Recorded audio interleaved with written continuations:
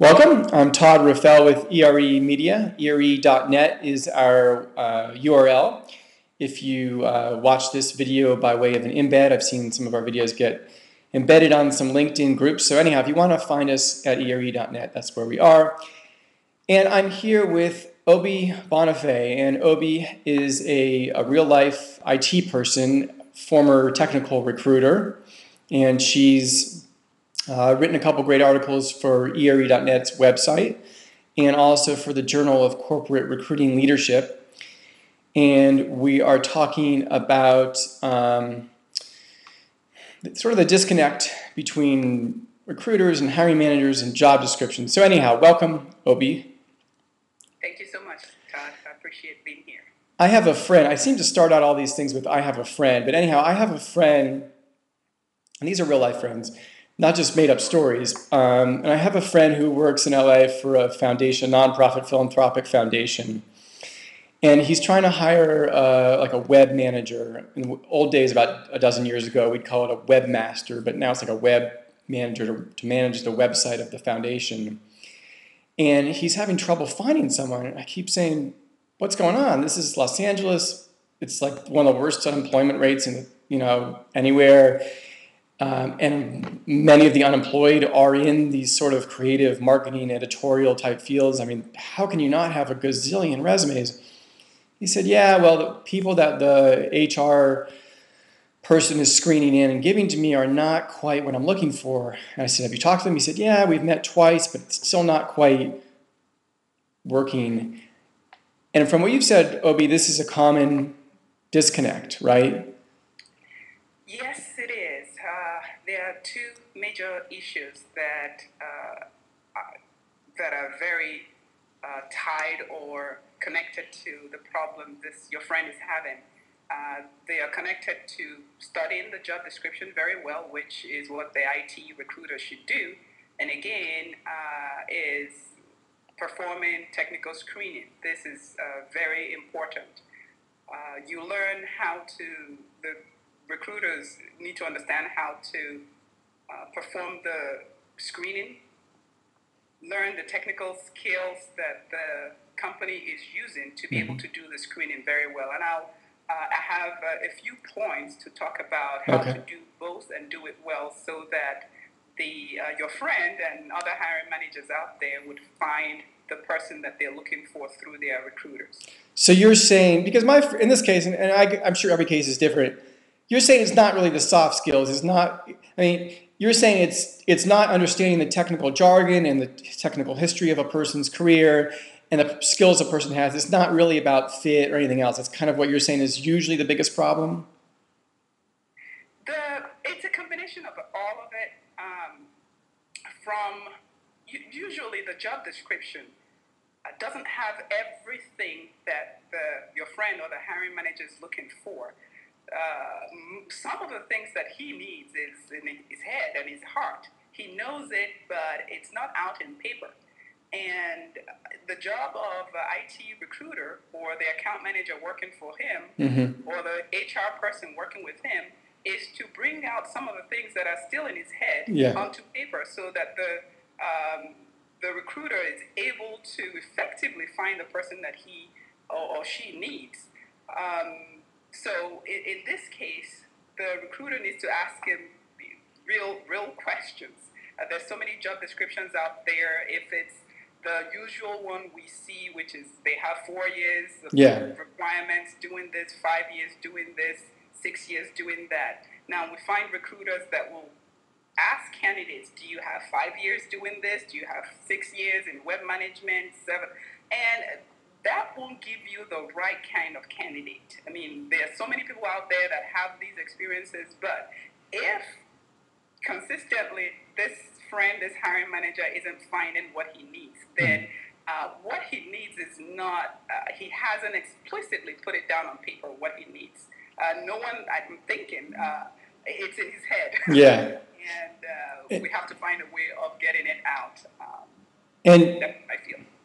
Any other suggestions for improving this disconnect or this relationship or this lack of knowledge of technical recruiting?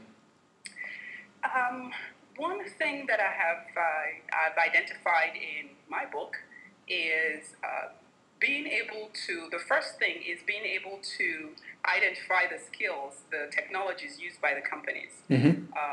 Whether it's the Java skills, whether it's the .NET skills, the IT recruiter needs to know how these skills, how these technologies are used in the company. Not just what they are, but how they are used in the company. And simple things a recruiter can do to find them is just go to Google. Google has a tool called Define, that when you go, you type define colon and the term that you're looking for, Google will display 10, 20, 30 lines or lists of different, definitions of that tool. An IT recruiter can also go out and do RSS setups to publishers of the terms. That's the first thing they need to do to understand the tools. And then the second thing is look at the job description. Usually, every job description, no matter how descriptive it is, has questions. There are questions.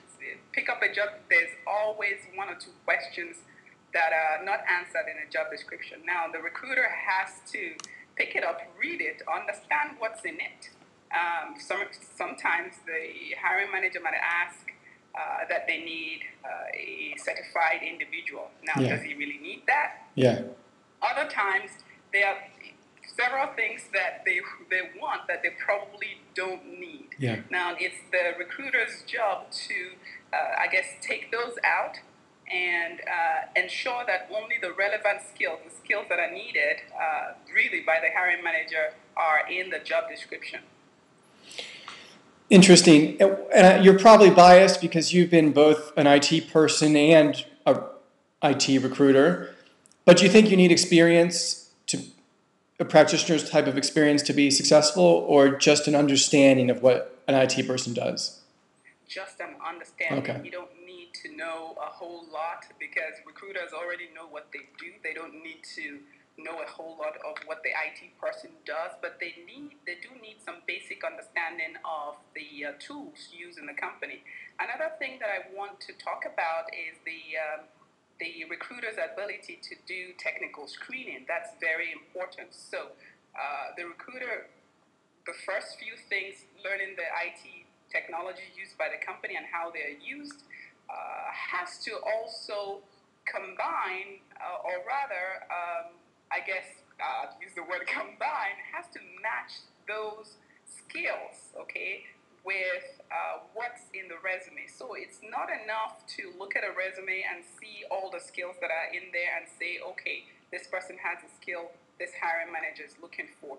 They need to find out how the person in the resume has used those skills in a real life situation to solve problems. So screening questions will now go beyond how many years have you used this tool to tell me a little bit about how you've solved this kind of problem using this kind of tool in this kind of company. So there's a question of pace. Pace of a company. How many times do they, for instance, or how many times do they propagate code to production if it's a development shop? That's important because I want to know the pace of a company that I'm going to. If it's a high, people are running around doing several things at the same time, or if it's a slow-paced environment, people want to know this.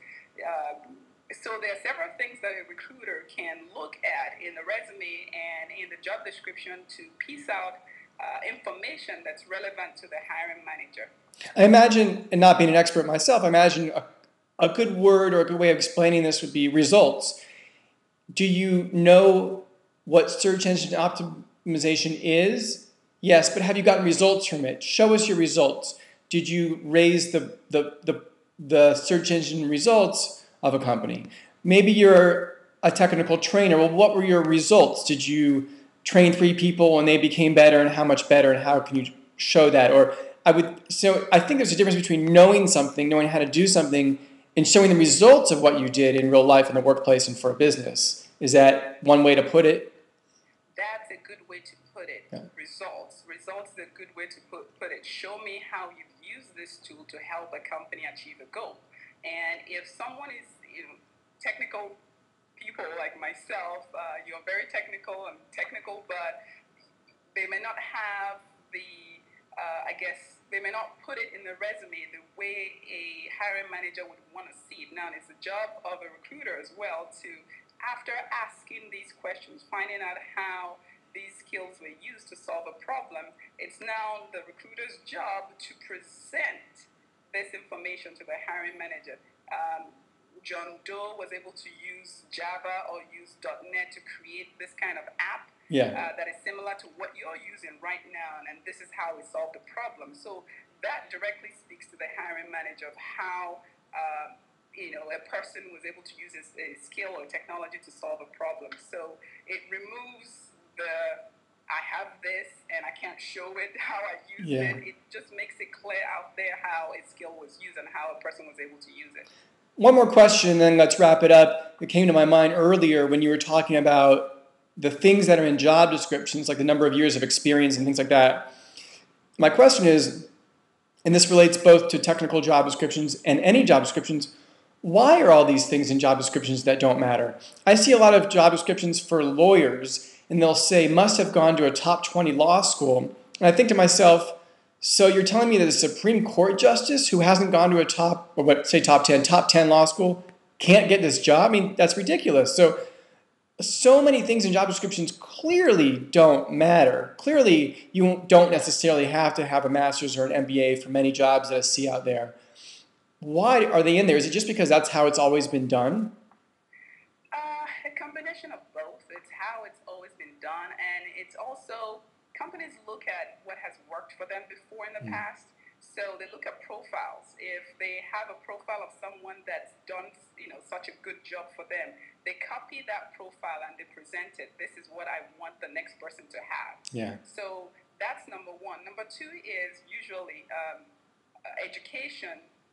People are careful how they use it because, yes, they need education, but again, if someone has enough experience to qualify for the job, well, all people need, all companies need, is that the person, I guess, is able to do the work. Yeah. So, yes, there are a whole lot of requirements in job descriptions that should not be there, and again, the recruiter, it's her or his job to ensure that if it's not needed, there's no real need for it to take it out. Because frankly, I have an experience of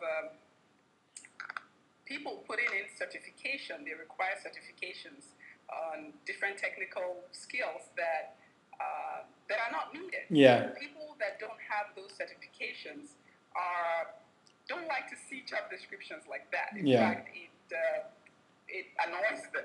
Yeah. Because they have all the experience. They have 10 years experience doing the work, and you need them to have certification and to show you what. So if it's not needed, take it out there. Now, they are valid. Sometimes there are valid reasons why companies have those things in there.